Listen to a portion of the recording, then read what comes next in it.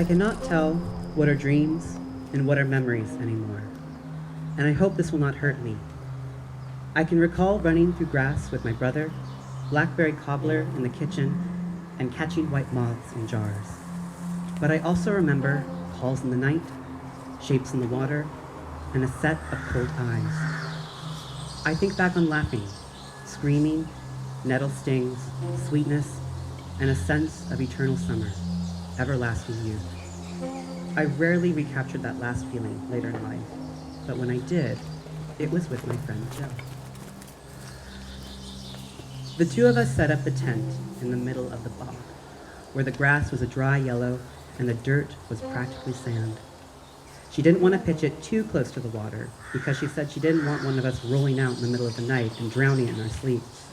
But I think there was another reason. I think Jill was scared, and rightly so.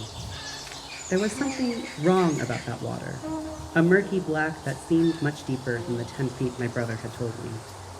I couldn't look at it for too long. Neither could Jill. It was like avoiding eye contact. I know that's ridiculous. I knew the water in bogs weren't able to sustain life, and yet... I told Jill we didn't have to pitch the tent so early. It was only 3 o'clock. She said she wanted to establish a home base early on. We need somewhere familiar to return to. Do you think we should set up an alarm system? What do you mean? You know, twine, clanging cans, that sort of thing. I've always wanted to do one. Why would we need an alarm system? I don't know. Animals, forest men, take your pick. We're stranded in the middle of nowhere, Anita. Anything could happen. She winked at me, and I swallowed down my feelings. That last part about the wilderness was a bit of a fib, playful make-believe, that we both know wasn't true. Home base sat in the center of a mini peninsula, surrounded by bog water. Behind us loomed a large hill covered in pines, with my family's house located just beyond that. We were less than half a mile away from the comfort of Netflix marathons and roofs, but Jill wanted to make a spectacle of this. She was leaving for college in a few days. This was to be our last official slumber party, a final farewell to the title before it devolved into just hanging out and then later catching up. Jill loved slumber parties growing up, and she also loved camping. I came up with the idea of combining the two. My parents didn't know we were here either. We'll set up the alarm system tonight, okay? All right then, onward to adventure! The bog I lived next to was a blackberry bog, vines snaking throughout the entire peninsula and creeping up the alders and cedars scattered about. We wandered through the sweet August air, trampling through dry grass and trying to shake the melancholy of summer Sunday off our shoulders. You had to be careful. If you didn't watch yourself, you could walk right into the web of a spider. They spun their webs all around the blackberry bushes. Large spiders the size of dollar coins that loved to crawl on your face given the chance. For the majority of the year, the blackberry vines only proved a nuisance for those of us who lived by the forest. In late summer, however, the thorny blossoms pupated into plump berries by the dozen. I spent my childhood picking them from this bog with my family. I remember running around with my brother, buckets in hand, and picking as many berries as we could find. Not many reached it to the bucket though, and by the end of the day, our mouths would be purple and sticky from juice. We would stay at the bog until the sky turned orange with evening, the crickets in full swing by that point. When we would all get home, our mother would bake our bounty in a berry cobbler, the best part of summer far and wide. But before reaching home, we would have to make our way back through the woods and over the hill. This part I always hated. Sometimes I dream about those evenings, walking back home with our buckets of berries. There's one specific dream, and it's not a memory. I am 3 years old, and I'm holding my tin bucket. My brother and father are ahead, hacking away at the brush with machetes. We are walking back uphill, surrounded by cedars and Douglas firs. The evening sky looks white behind the forest canopy, and I'm waiting with my mother, pulling on her coat. I ask her to pick me up, and when she finally does, I rest my head on her shoulder. I look behind my mother and see a pair of eyes from behind the tree. I keep quiet, hugging my mother tighter. The eyes begin to rise, and something hisses at me. I scream. I didn't tell Jill about my nightmare about the bog. I'm not sure why. She would have thought it was cool. She always boasted about how her middle name was Danger. But I didn't want her to know that part of me was still scared, all these years later. This was our last sleepover, but it was also a chance to get over myself, to make peace with the past. I was Jill's co-adventurer, not a coward. The weather was warm enough to wear shorts, but cool enough to not warrant a heat wave. Jill led the way, as she always did. I missed my pants at the time. When I wore pants, I didn't have to worry so much about ticks and stinging nettle. The blackberry bushes themselves could cut up your legs in a matter of minutes. Thorns lined up and down the twisting vines, and even the leaves were sharp. At the ends of these vines were bushels of blackberries. I held one in my hand, this squishy, juicy thing, and chewed it in my mouth. I had forgotten what blackberries tasted like. It'd been so long. The sounds of fruit hitting the bottom of our buckets echoed throughout the bog. I could feel the sun rays on my shoulders as I reached for a cluster of berries, careful not to disturb any large spiders. Will the berries go bad if we leave them out overnight? They should be fine as long as we cover the buckets at night so the animals can't smell them. We should have brought a cooler. Next time. But there wouldn't be a next time. We kept picking for another hour, Jill going the extra mile and myself taking extra care not to get scratched or disturb anything. My mouth turned purple by then. Old habits die hard. I looked down at my bucket to see that I hadn't even half filled it. Why did it feel as if Jill was ahead of me in everything? Why was I even comparing myself? I caught myself wondering if I resented her. And then I realized I had lost sight of her. Anita, get over here! There was a sense of urgency in her voice. I dropped my bucket, berries spilling all over the ground. I ran toward the noise. I had no idea what kind of trouble Jill was in, but I found myself ready to fight, adrenaline rushing through me. I ran through sticker bushes, my legs getting scratched and torn as I did so. Where was she? Faster, Anita! Jill wasn't far away. I could see her shape through some of the bushes ahead of me. I crashed through, thorns sticking to my clothes and ripping as they passed. Jill stood there, bucket in hand, giving me a strange look. Whoa. Are you okay? Sorry, yeah, I'm fine. You look worse than I do. Then what's wrong? Nothing's wrong, dude. I just found something. There, embedded in the blackberry vines and almost melding into the landscape, sat the shell of a car, an old vintage car, rusted and weathered away. The windows were devoid of glass, smashed decades ago. Why is there a car here? How should I know? I mean, you live here. You should know the history of this place. I knew the area had been a mining town 100 years before, and I knew that all the trees on the hill were all second growth. I didn't know much about the bog, though. The car looked as if it hadn't moved for ages. Jill banged on the doors a few times. I wanted to tell her to quit it, to let sleeping ghosts lie and to not disturb this artifact. But I mostly didn't want her to get hurt. The car didn't seem like it should have belonged here, hidden, dying under the vines. I wondered how long it would take for a car like that to rust into the shell of a memory it had become. Where do you think the owners went? I didn't respond and looked down. Maybe we shouldn't have come here, or at least told my parents where we were. The car seriously creeped me out. Just one of many lost things in this bog. This was a place where you left things. Anita? How many berries have you picked? Bucket's almost full. You okay, dude? Yeah. Just phased out for a bit. Well, snap out of it. We can't have you all mopey for our sleepover. You're right. We should get back to home base. Jill began work on her alarm system that night. She had apparently packed the necessary supplies to do so. I wasn't kidding when I mentioned doing this. I tried to muster up a level of energy to match hers, but I was tired. I opted to go search for kindling instead. There was a burn ban on, but Jill disregarded it. This was our camping trip, and we were going to get the full experience. I told her I would be back quickly, but I took my time. I remember, or dream, of standing on the bog shore with my brother. Our parents don't know we made it here all by ourselves. We are preteens, and we still think the world's filled with adventure and untapped potential. My brother is trying to scare me by talking about ancient bodies they found in bogs, perfectly preserved. They're always found super jacked up, like with stab wounds or hung by a rope before their bodies got dumped in. I stare down the dark water and peer. I know there's nothing staring back, but on the off chance there is, I want to scare it. Let it know I am not afraid. My brother isn't helping. Then, the body stays under for hundreds of years, And the peat in the bog doesn't let the bacteria break the flesh down because it's so acidic, and... Will you stop it? There's probably a bunch of bodies right here, right now, under the water. You're full of crap. If you're so sure there's a body in there, why don't you go find one? He looks down at the water, scrunches his face. I think it upsets him more than it does me. Shut up. I'm tired and fed up with him. I'm not proud of this next part, but I push him into the water. Hard. The dark liquid splashes up into the air. Bits and chunks of peat pop up to the surface around him. He has to kick to keep his head up. It's an instant drop from the water. You suck!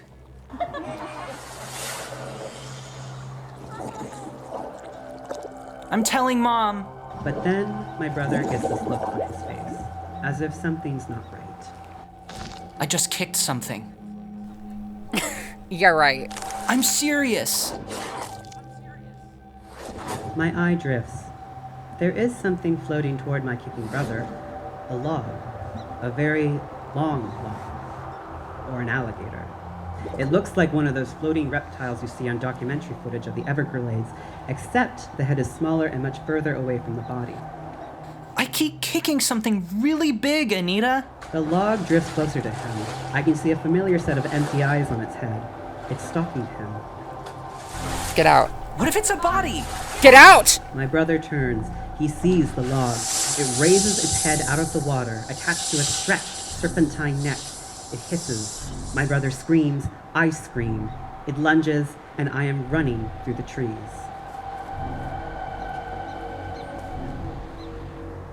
I never told Jill about this dream either. This place wouldn't control me any longer. We make things up to escape our realities. The sky was a violent orange by the time I got back with the kindling. Jill looked up. Dude, check this out. Her alarm system was more intricate than I had imagined. Twine reached out in all directions, boxing us in by a 10-foot radius. Empty cans with holes poked into them hung from strings. The surrounding trees and stumps had all been dragged into this scheme as Jill looped twine all around them. We had a clear view of the water, the same spot I dream of pushing my brother in. But it oddly felt more secure inside Jill's alarm system. Part of me wondered if she was as scared as I was. Why else would she make this thing? I see. Now I'll be extra safe tonight, alert in case any monsters come creeping. There was a playfulness in her voice, but a hint of anxiety as well. We managed to make the fire by the time darkness blanketed the ecosystem. I had forgotten to bring chocolate, so Jill insisted that we use blackberries for our s'mores instead. We can pick more tomorrow. I smiled. Jill was always so inventive, much more than I ever was. And even though the idea of blackberries with marshmallows with graham crackers sounded disgusting, I admired her refusal to be set back by anything. Hey, I told you to stop being so moody. Sorry. I can't believe we found a car. You found a car. Well, you're the one who brought me here. Nobody else brings me blackberry picking in spooky bogs or any of the other adventures we've been on. Well, there's no one else I'd rather explore the world with. That's gay, dude. I laughed back, or at least I pretended to. I watched Jill mush blackberries and melted marshmallows in between graham crackers and chew them with berry-stained lips, her scratched legs flickering in and out by the fire's light, and swallowed down my feelings again. There were other things I never told my best friend. Something hit the water out in the darkness just then. A loud crack of a splash less than 100 feet away.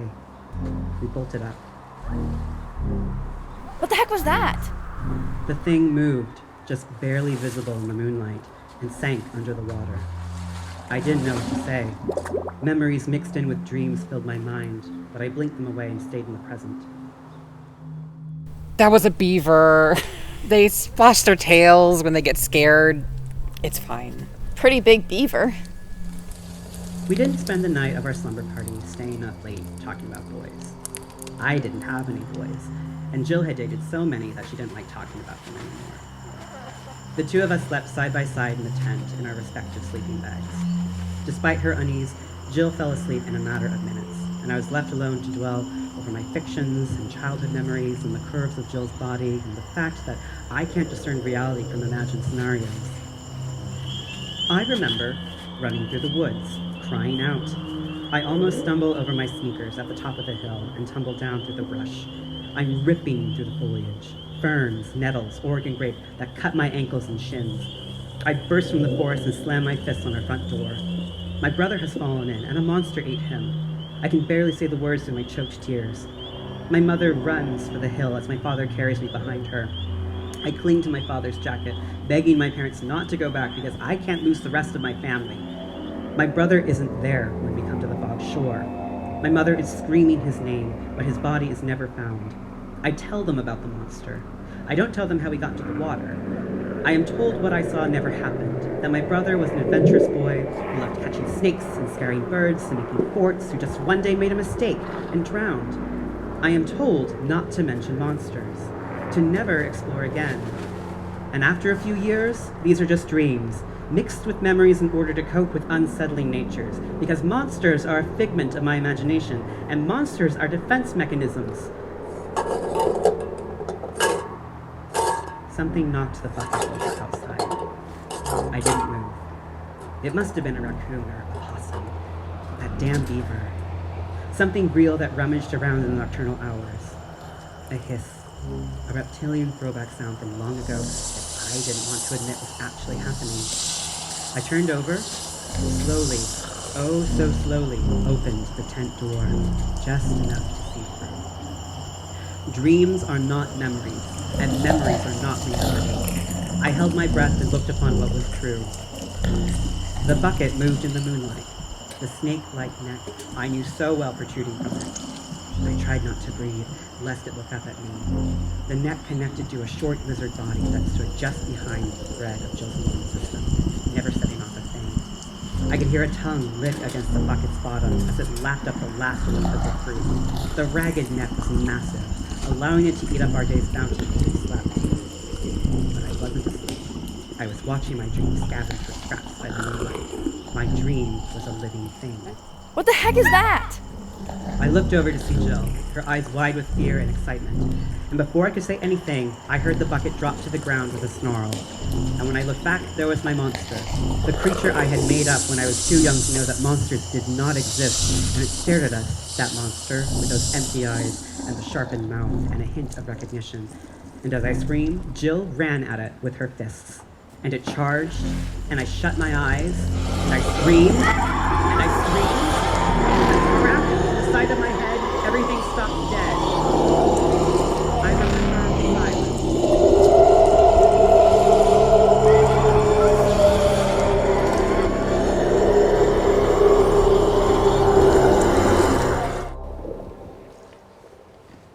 I dream of the next morning, opening my eyes and finding myself laying in the yellow ground. Dried blood cakes my hair, and I smell of grass and campfire. I blink and look around. The ground is covered in dark splotches. It is hard to tell if they are blackberries or flesh. The tent is empty, and our sleeping bags are torn to ribbons. Our final slumber party forever finished. I get up. The sky is pink with sunrise. The birds as loud as ever, and the waters are perfectly glass. I walk to the edge and look down into the dark abyss. But at this time of day, the very beginning, the sunlight hits the water just right, and you can see down to the peat floor in honey golden rays. I peer. The water is filled with shapes that are so familiar and yet so remote. Because there are people down there, so many people, just lying down at the bottom as if in slumber. I see loggers from the 1900s, their flannel-stained tea-brown and peeling off in flakes and bits, and Chehalis gatherers from long before when the land was fresh and untouched. A child sits with them, my brother, with red wounds around his throat. He looks exactly as I remember, but at the bottom of this bog where I left him. And right under me, where I last saw her fall in, lays the girl I love, staring out at me from the darkened waters of my dreams.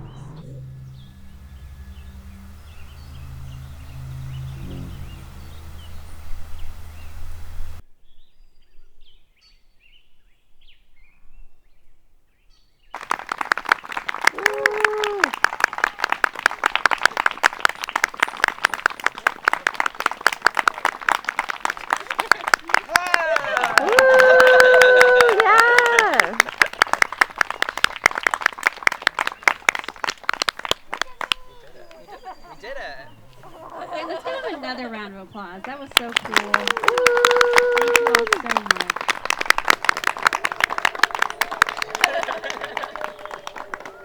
Okay, I think we're going to open it up to a Q&A from the audience if you all have any